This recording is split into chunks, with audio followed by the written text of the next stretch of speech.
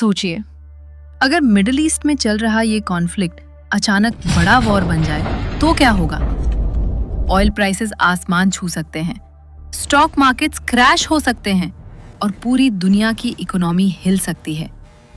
कई experts warning दे रहे हैं कि अगर ईरान और इजराइल के बीच टेंशन नहीं रुका तो इसका असर सिर्फ मिडिल ईस्ट तक नहीं रहेगा, बल्कि पूरी दुनिया को एक नई इकोनॉमिक क्राइसिस की तरफ धकेल सकता है। लेकिन असली सवाल है, क्या ये वॉर सच में दुनिया को रिसेशन की तरफ ले जा सकता है? मिडिल ईस्ट हमेशा से जियोपॉलिटिक्स का सबसे सेंसिटिव रीजन रहा है। इजराइल और ईरान के बीच राइवलरी कई सालों से चल रही है, लेकिन अब टेंशन इसलिए ज्यादा डेंजरस हो गया है क्योंकि दोनों देश पीछे हटने के मूड में नहीं दिख रहे। इजराइल अपनी सिक्योरिटी को लेकर एग्रेसिव है और ईरान भी लगातार प्रेशर बना रहा है।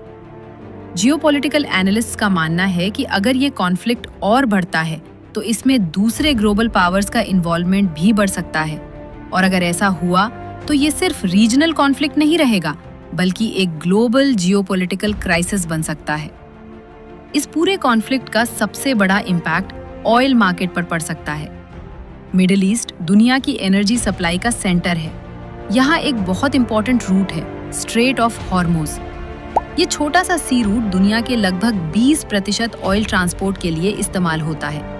अगर इस रूट में टेंशन बढ़ता है या सप्लाई डिस्टर्ब होती है तो ऑयल प्राइसेस अचानक बहुत तेजी से बढ़ सकते हैं, और जब ऑयल महंगा होता है तो उसका असर पूरी ग्लोबल इकोनॉमी पर पड़ता है। ट्रांसपोर्ट महंगा हो जाता है, प्रोडक्शन कॉस्ट बढ़ जाती है और इन्फ्लेशन तेजी से बढ़ने लगती है। हिस्ट्री हमें बताती है कि ऑयल शॉक कई बार इकोनॉमिक क्राइसिस की शुरुआत बन जाता है। 1970 के दशक में जब ऑयल प्राइसेस अचानक बढ़े थे तो पूरी दुनिया रिसेशन में चली गई थी। आज भी इकोनॉमिस्ट्स यही वार्निंग दे रहे हैं कि अगर मिडिल ईस्ट कॉन्फ्लिक्ट लंबा चलता है तो ऑयल प्राइसेस तेजी से ऊपर जा सकते हैं, और जब इन्फ्लेशन और एनर्जी कॉस्ट बढ़ती है तो ग्लोबल ग्रोथ स्लो हो जाती है। यही सिचुएशन कई बार ग्लोबल रिसेशन का कारण बनती है।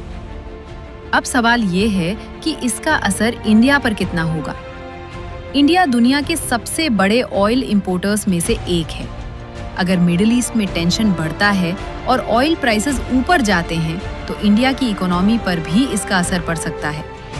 पेट्रोल और डीजल महंगे हो सकते हैं, इन्फ्लेशन बढ़ सकती है और स्टॉक मार्केट में वॉलेटिलिटी बढ़ सकती है।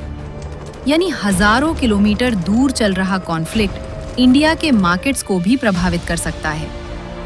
लेकिन हिस्ट्री ये भी दिखाती है कि हर ग्लोबल क्राइसिस में कुछ अपॉर्चुनिटीज भी होती हैं। वॉर के समय अक्सर कुछ सेक्टर्स मजबूत होते हैं, गोल्ड, ऑयल कंपनीज और डिफेंस कंपनीज। इसलिए एक्सपीरियंस्ड इन्वेस्टर्स पैनिक नहीं करते।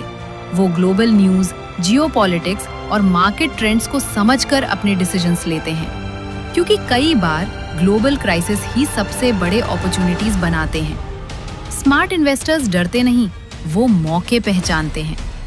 चलो, तब तक के लिए इन्वेस्ट करते रहो, ग्रो करते रहो और ऐसे ही दमदार वीडियो के लिए चैनल को सब्सक्राइब जरूर करो।